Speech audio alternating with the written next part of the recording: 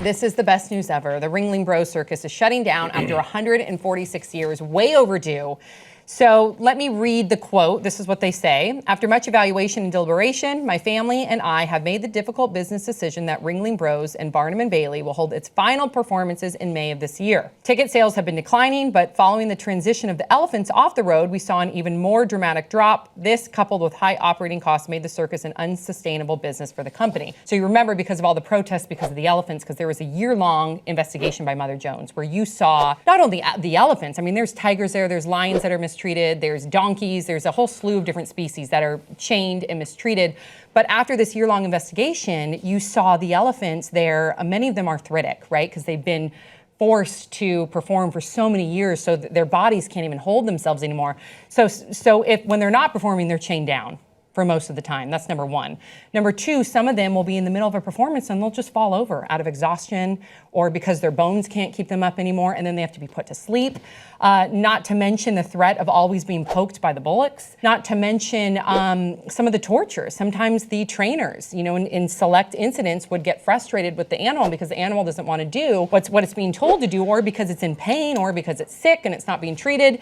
So the trainer would get frustrated and take it out on the elephant, or on the lion, or on the tiger. And if you research just how horrifically these animals have been treated, and even people within the circus years ago, 100 years ago, the way that they would even exploit some of the, and enslave some of the people too that they used for their freak shows, it's a very disturbing business. So the fact that finally, 146 years later, these elephants and these other animals are going to be free. So the elephants were taken to a sanctuary over in Florida. Now the other animals are all going to be freed too. So they're not going to be put down. So those were some of the questions I was reading in the comments. What's going to happen to all these animals? They're going to be okay. And I'm just so freaking happy that this is over with, that people are now enlightened enough where they don't want to support the circus because they now know through those investigations that these animals are not treated well at all. You think the coverage led to the dramatic decline in ticket sales, or do you think people just don't really care about the circus anymore because of the prevalence of internet and how easily accessible both. I thought the same thing. Entertainment is nowadays? Like 12-year-olds don't want to go watch an elephant that doesn't really, my generation do it for them. Didn't want. I went to circus once in the summer of 1990, and I was like, "That's it." Like, and that was before the investigations and stuff. That's when you really thought that these animals were treated good and they're having fun. And I didn't. The circus was lit. I don't think I've ever think the circus was lit. That's what I'm saying. But this, Sam, on your Instagram, and I saw you posted a picture about this on your Instagram. I had no idea, and excuse my naivete, I had no idea that this was going on with the circus. So I always thought that there was humane treatment of animals and things of that nature, and also for almost 200 years, 150 years, 200. That's a long time to have had these animals and endure that kind of mistreatment. Not saying the same animals are now, but just over that time. So, I mean, the circus, and I also thought, is the circus still a thing? What kid, my 5-year-old nephew would never be like, Uncle, I want to go to the circus. It's just like, so, I mean, so long, tearing down the big top. Thank God, Grace. I'd be like, have you heard of Cirque du Soleil? Those are humans. I know, that's what I mean is if you really desperately need to go to the circus and you want that sort of show environment, go to Cirque du Soleil. And I think that's sort of a no-brainer. But also going back to the origins of the circus and how sort of showing animals got started is because, way back in the day, you would hear stories of what an elephant looked like, but you didn't know what an elephant looked like. So this was like, the circus is coming to town. We're going to get to see these wild animals. And they would capture them. They would go out to Asia and capture them. I will never get to see an opportunity to see them anywhere else. And now with the prevalence of entertainment, in the comfort of your home, you can, if your, nephew or niece has a question, like, what's an elephant look like? Here on your phone, this is what they look like, and this is what they do, and here's all the information you could ever desire about an elephant here. Or you can go to, a wildlife safari or preserve or something like that where they rescue sanctuary where they rescue these elephants. Plenty of sanctuaries if you're. But I think that things like zoos and it's all antiquated and SeaWorld. Get rid of it all. Get rid of it all. There's plenty of sanctuaries out there. Leave them in the past. They're a thing that happened, and they're sort of they should be viewed as like these bizarre forms of entertainment, much like or just sad forms. Think of like freak shows and like minstrel performances, like really sad shows that you stop because we evolve as we get older future, and humanity grows and we become more empathetic and compassionate and we understand more about the world and how different people work and how animals work and what they are capable of understanding. And so let's leave it in the. How is this just happening now? Well, and nothing's changed, in my opinion, from the perspective of like the people that own this circus, because in their press release, it was all about the bottom dollar. And I get it, it's a business, but at the end of the day, they never once said anything about ethics or the treatment of the animals. It was all about the difficult we decision. mistreated animals and that's why we're going bankrupt. They're going to say we're going bankrupt because no one's watching our shows anymore. And I do largely believe them. I don't think that they went bankrupt because they were mistreating animals and people were like, I can't stand by this, I'm not going to go watch it. I think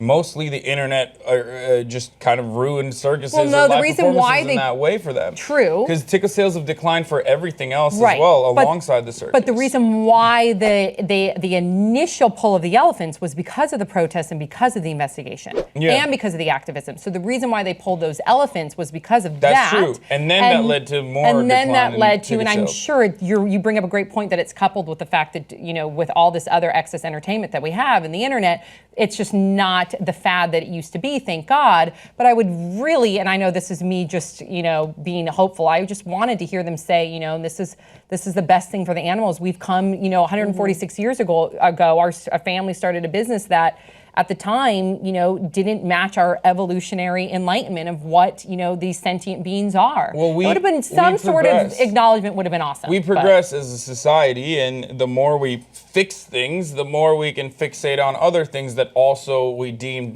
that need fixing. And what I mean by that is like Thomas Edison killed an elephant in order to prove I don't even watch that footage. There's It's footage of it. I think it was with horrific. the Ringling. It could have been the same circus that he got the elephant from. He killed an elephant to showcase the dangers of Nikola Tesla's alternate current, I guess is that how you say it? Like AC, versus the power and the force that his electricity could, could direct at one target, and that target being an elephant. He shocked and killed it, and thousands of people came out and watched it because that was entertainment back then. And they also did not see. They didn't think that animals had feelings. Now that we know that animals have feelings, now we know that they sense fear and that they love and they have families. They have families. There's a social component. You can see a pig getting ready to be slaughtered, and it will literally block. Knowing what's about to happen, because sometimes they view it and they hear it, they'll block so their other pigs don't get hurt. Like, it's so sad. We need to do so much more when it comes to being ethical about animals. This is a good first step. I'm so happy to hear about it, but there's a long way to go. We still have the mass farming that we have is disgusting. That's a whole nother episode, which we've already talked about. One step at a time. One step at a time. This is a great celebration, though. This is a great celebration. So happy about it. All these animals get to be free. I feel bad for all the animals in the past 146 years that did not get to have this opportunity to be free. But I hope that they view it. I hope we get to see, like, for the first time, if you've ever seen that footage. I hope they document it. Yeah, where you get to see them finally, like, be unchained and get to frolic in the grass or wherever their sanctuary is going to be. That's going to be such a warm moment. Yeah, like when you see cows free and they jump. I didn't know that cows could even jump. Oh yeah, when cows are freed, like when a cow, that's a really cool. Changed a lot of things. Try and Google it, or maybe we can put up a video and B-roll when cows. There's been a lot of documentation of cows or pigs or farm animals that are released after being, buck.